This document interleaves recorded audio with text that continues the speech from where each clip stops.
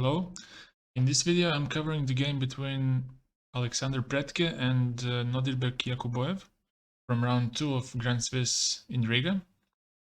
And I think this is the game of round 2. And you'll see why I think like that. The opening was the King's Indian, and after d6 white played h3, which is a rare move, but it's playable because the idea is simple. You want to avoid knight g4, so bishop e3 is coming next, usually. And in some variations, white might play even g4 to start the attack on the king side. Black castles, bishop g5 is played. Usually, when bishop g5 is played, it's played with the idea of provoking h6.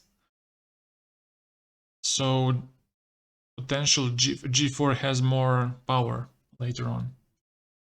Knight c6, knight f3, and now h6, bishop e3, and even though white lost the tempo, he can always gain a tempo with queen d2 if he wants. Here black plays e5 and white goes d5. If black here goes knight e7, then white has an option of playing even g4. And basically he can play on both flanks. So black here played knight d4. And white took on d4, takes, and now queen takes.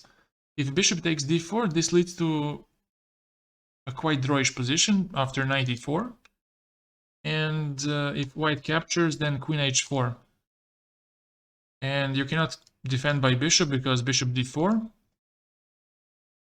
And if you take on g7, then you first have this check. And after queen e2, you exchange queens and go king g7, and it's an equal endgame in the end. So after knight e4, queen h4, what can you play? If you try queen d3, you can pick rook e8 or bishop f5. Both moves seem good to... Probably rook e8, because if bishop f5,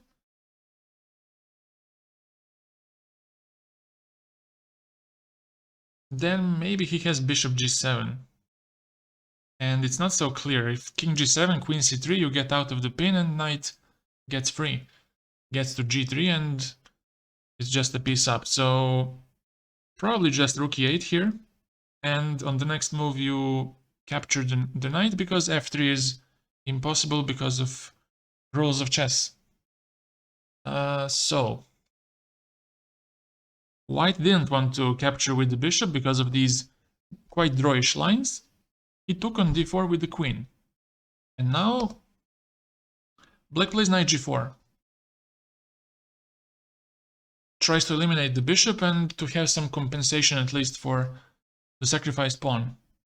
In case white goes queen d2, you can take and go f5, and it's quite good game for a given pawn.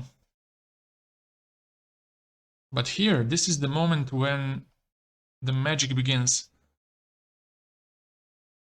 White captures with the pawn on g4, and he just gives up the queen on d4 for two minor pieces. And now black faces some issues. First h6 pawn is a target now, and black has to somehow defend it. And also bishop on d4 is unopposed, which might lead to some problems, even checkmating threats. And here black plays king h7, trying to defend the pawn. Also, it was possible to go for something like this, c5, and after taking en passant, white can take on h6, and after a move like f6, because now you cannot capture on g6 because of this, and the rook is trapped. But here you can play g5, and after king g7, for example, white continues his initiative with the castle, and now white's play is simple. He's going to play bishop e2, double his rooks on the h file, and the king is still quite unsafe. So here, after bishop d4, he plays king h7, defending the pawn, but still he's on the h file, and eventually bishop e3 is going to be dangerous. White is developing here with bishop e2, and now black doesn't want to wait, and he plays f5. He's relying on that he is going to open up the position, and that his queen is going to be stronger in such position. If he stayed closed with f6, then white can continue with castling, and after g5, for example, now he can double on the h file, and after rook h8 to somehow save the pawn, rook dh1, king g6, and now white has two plans. The first one is to transfer his knight to e3, knight d1, knight e3, and the second one is to play f4. And the idea behind this is, if he captures on f4, to play bishop f3 and now knight e2 and capture with the knight on f4. And this seems really, really promising for white. So probably black saw all of this, and he tried to not sit and wait. He wanted to play sharp, and he played f5. White took once on f5, and now he plays rook h5. He's preparing to double on the h file. King g6, and now king d2.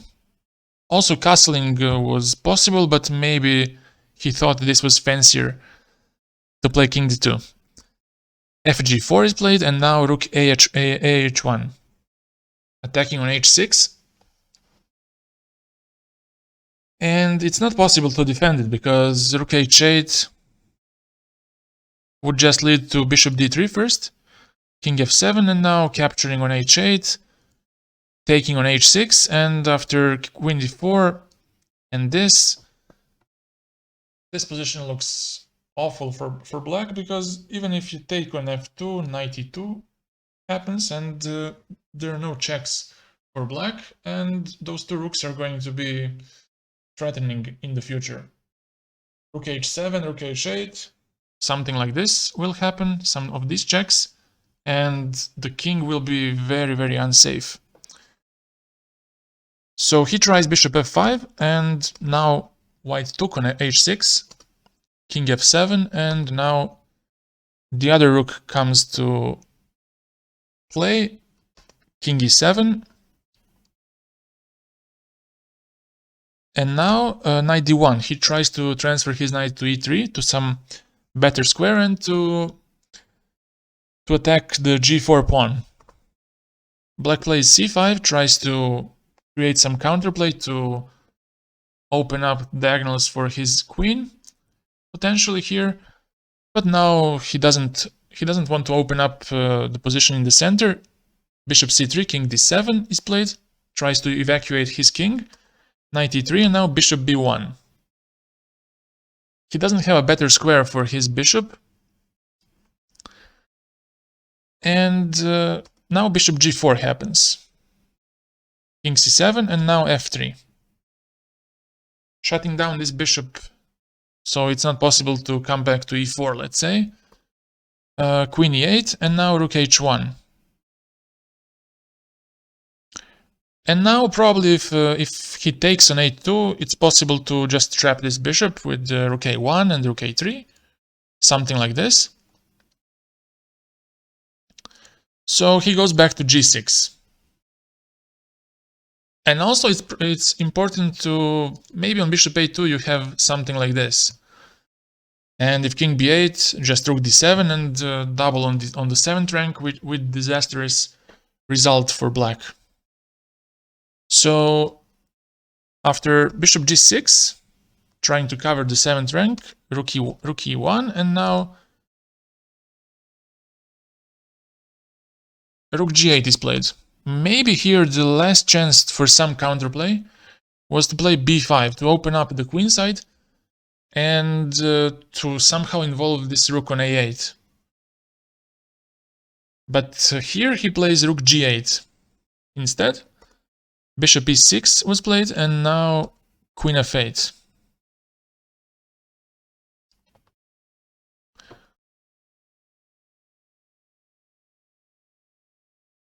Queen f8, rook eh1, rook e8, and now the rook stops any potential counterplay with rook h4.